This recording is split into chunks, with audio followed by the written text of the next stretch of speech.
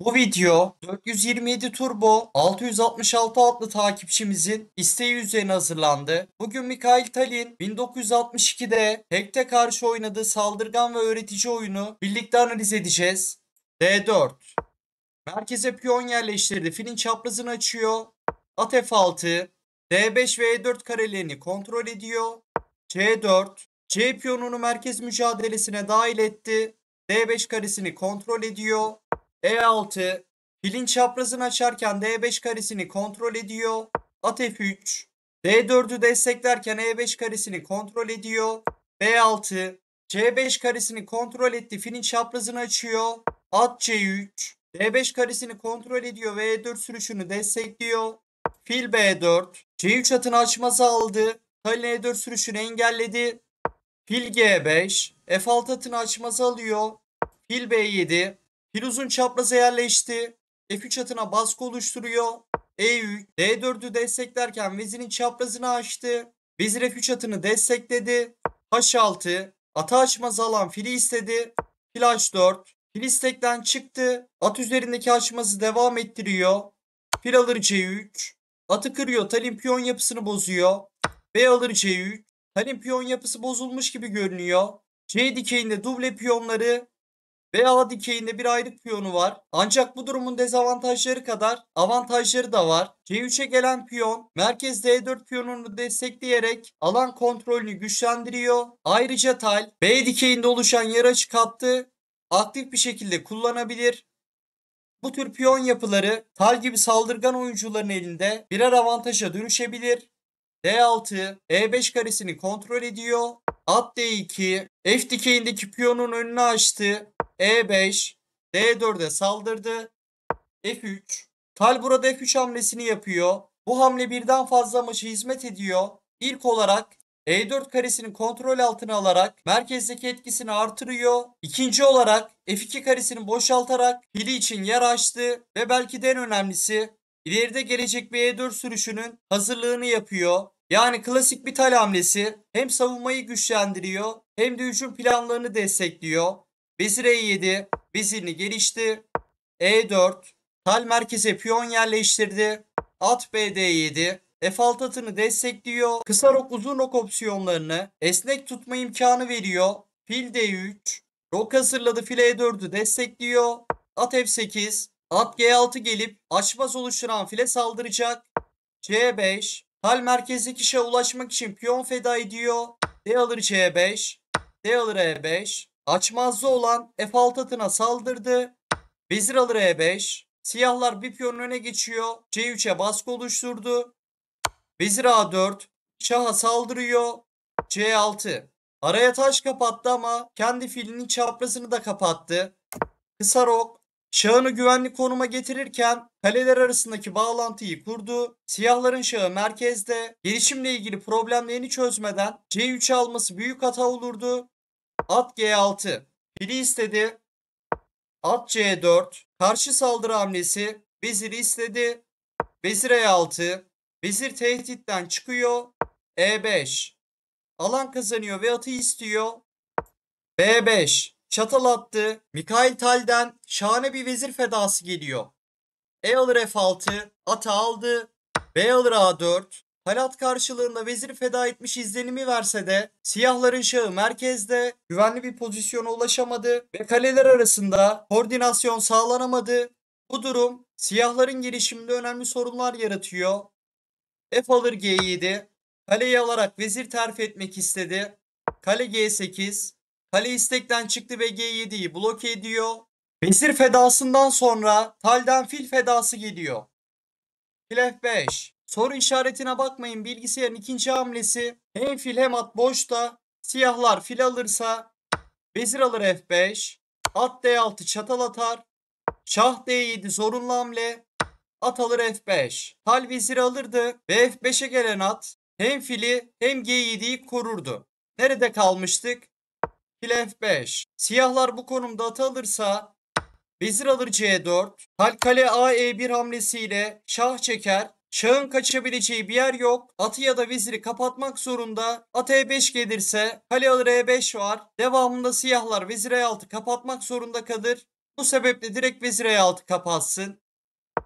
Vezir E6, kale alır E6, şah çeker, F alır E6, fil alır G6, ata alarak şah çeker, şah D7. Tal kalite geride olsa da G7'ye kadar ilerleyen geçer piyon çok tehlikeli. Tal fil F6 gelir, G7'yi destekler. Talin çok üstün olduğu bir oyun olurdu. Kaldığımız yerden oyuna devam edelim.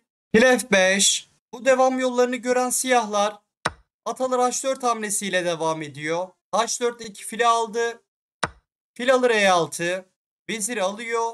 Siyahlar F alır E6 yaparsa kale atlı E6 hamlesiyle çatal atar ve B7'deki fili alırdı. Fil A6. Siyahlar ilk önce filini tehditten çıkarıyor. Talin fili ve atı istek altında kaldı. At D6. Tempo ile şah çekiyor, istekten çıkıyor. Şah E7. At fil ve kale istek altında kaldı. Fil C4. Hal bütün bu isteklere çözüm buluyor. Filin kaleye bakışını engelledi. Filleri değişmek istedi. Siyahlar atı alırsa Ç alır D6. Halde fil alır A6 hamlesiyle fili alır. Kale alır G7. Kale alır G2. Şah çekerek G2'yi almak istedi. G3. Piyon istekten çıkardı. G dikeyinde açmaz olduğu için at tehdit altında değil. Şah alır D6. At alıyor. Fil alır A6. Fili aldı. At F5. Bu hamle atın daha aktif bir kareye geçişiyle siyahların oyununu hareketlendiriyor. Kale A B1. Kalesini açık B dikeyine getirdi. F6. Kalesinin yatayını açtı. Kale F D1. Tempo ile kalesini açık D dikeyine getirdi. Şah E7. Kale E1. Şah'a saldırdı. Şah F7'ye giderse hal fil C4 hamlesiyle tempo ile filini aktifleştirir. Şah D6. Şah F2. Tal oyun sonunda şahını aktifleştiriyor. Bu konumda Tal rakip şahı 7. yatağa itip F5'teki kaleyi koruyan atı kovup kale B7 girebilir. C4. Anladığım kadarıyla C5 karesinde şahına yer açıyor. G4. Kaleyi koruyan atı istedi. At E7. At istekten çıktı. Kale B7. Atı açmaz aldı. Kale A G8. G dikeyinde kalelerini çiftledi. Fil alır C4. Hal materyal dengesini sağladı. Kaleyi istedi. At D5. Filin çaprazını kapatıyor. Fil alır D5. Atı aldı. Siyahların kaleyi almaya fırsatı yok. G8'deki kalesi boşta kalır. C alır D5. Fili aldı. Kale B4. A4'ü istedi. Tahtada adeta kaos yaşanıyordu. Taşlar her yana dağılmıştı. Ama bir anda oyun sakinleşip kale oyun sonuna evrildi. Siyahlar fırsat bulmuşken F5 ve H5 sürüşleriyle ayrık piyonlarından kurtulabilirdi. Kale C8. Bu fırsat kaçıyor. C3'ü istedi. Kale alır A4. Kale alır C3. Kale A6. Şaha saldırdı. Şah C5. Kale alır F6. Hal bir piyon öne geçti. Siyahlar H5 hamlesiyle devam ediyor. Ayrık piyonundan kurtulmak istedi. G4'e saldırdı. Hal tabii ki de bu piyonların parçalanmasına izin vermeyecek. H3. G4'ü destekledi. H alır G4. H alır G4. Siyahlar ayrık piyonundan kurtuldu ve H dikeyini açtı. Kale H7. Kalesini açık H dikeyine getirdi. İkinci yataya inip tehditler oluşturabilir. G5. Kal geçer piyonunu sürdü. Kale H5. G5'i istedi. Kale F5. G5'i korudu. Kale C2. Çatal atıyor. Tal burada kaleyi 2 kapatırsa siyahlar kale H2 iner ve kaleyi kazanırdı. Şah G3. Problem yok. Tal çağını aktifleştiriyor. Geçer piyonları destekleyecek. Şah C4. Siyahlar 5. yataydaki açmazdan çıktı. D geçeni hareketlendirmek istedi. Kale E5. D5'i istedi. Ve 5. yataydaki açmazdan çıktı. G geçeni hareketlendirebilir. D4. Geçerini sürdü. G6. Tal bir adım önde. Piyon G8'e vardığında vezir terfi edip şah çekecek ve Tal kaleyi istedi. Kale H1. Kale istekten çıktı ve arkadan şah çekip piyonu düşürme planları kuruyor.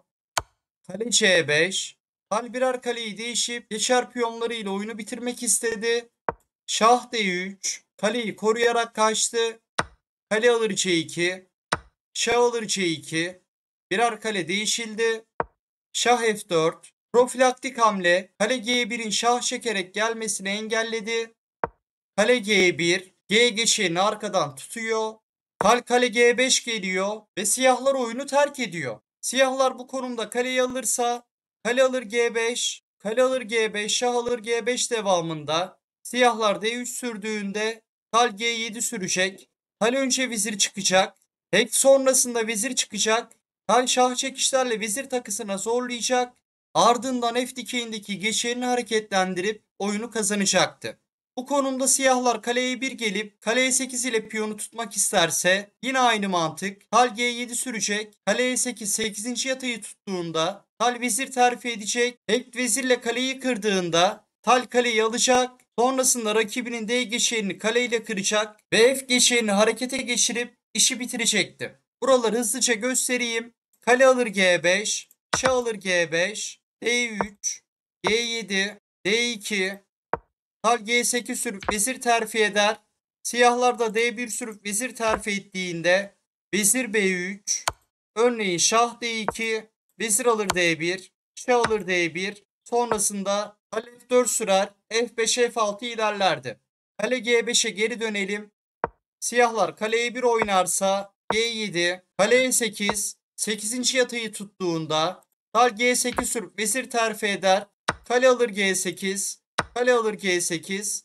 Siyahlar D3 ile ilerlediğinde örneğin şah E3 F geçenin önünü açar. Siyahlar D2 sürdüğünde kale D8 piyonu arkadan tutar. D1 vezir terfi etsin.